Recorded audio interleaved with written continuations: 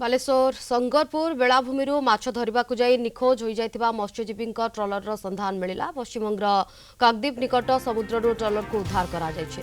तेबे रक्ताक्षरी जड़ निकट ट्रलर ओलटि पड़िथिबा सूचना मिली। ट्रलर भितर किछि मृतदेह थिबा संदेह करा जाउछि। एबे सुधा जनक मृतदेह चिन्हट होइथिबा बेले अन्य 14 मत्स्यजीवी एजाए संधान मिलुनी।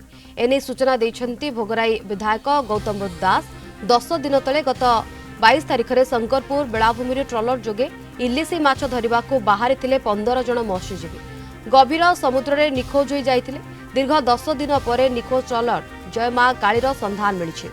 पश्चिमबंग बगखाली उपकूल में ट्रलरटी बुड़ी अवस्था ठाब करा युद्धकालीन भित्तिरे समुद्र उद्धार प्रक्रिया आरंभ होइछि।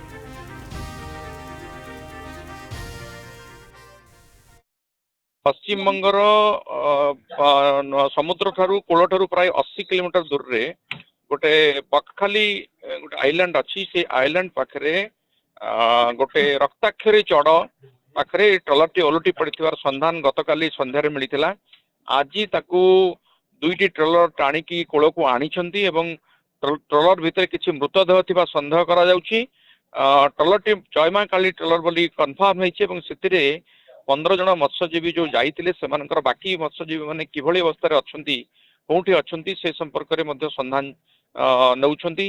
किंतु बर्तमान सुधा समस्त विषय किसी निर्दिष्ट खबर मिल पारि ना।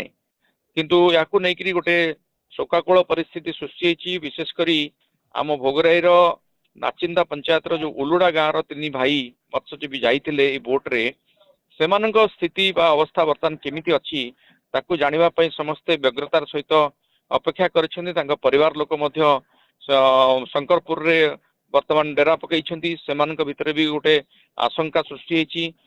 सेमाने अपेक्षा करिसेंती प्रकृत रे सेमाने बंचिछंती कि नाही कोठी अछंती ए विषय रे समस्त जानिबा पई आग्रह सहित अपेक्षा करिसेंती। जहाँ विजुअल जना पड़ुची इनिशियल विजुअल जो आम पाखक आसीची सेटिकार जो ट्रलर एसोसिएशन मो पाखक पठेइछंती सेतिरे जनकर डेड बॉडी थिला भलिया जना पड़ुची संदेह करा जाउची।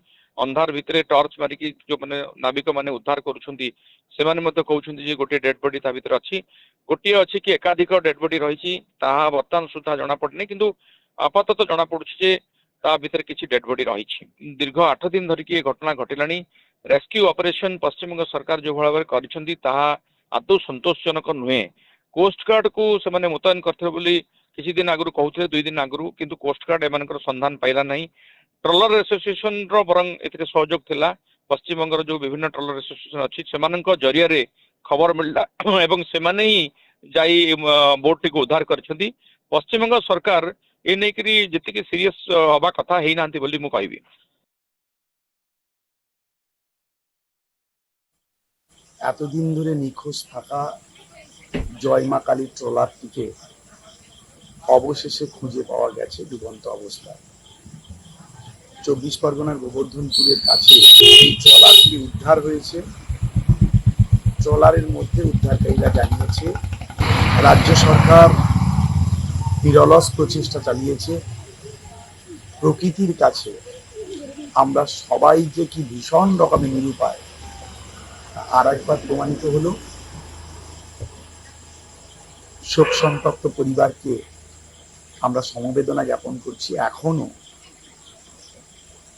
যদি কেউ জীবিত অবস্থায় কোনোভাবেই থাকে তাদেরকে উদ্ধারের জন্য সর্বতোভাবে প্রশাসন উদ্যোগ নেবে।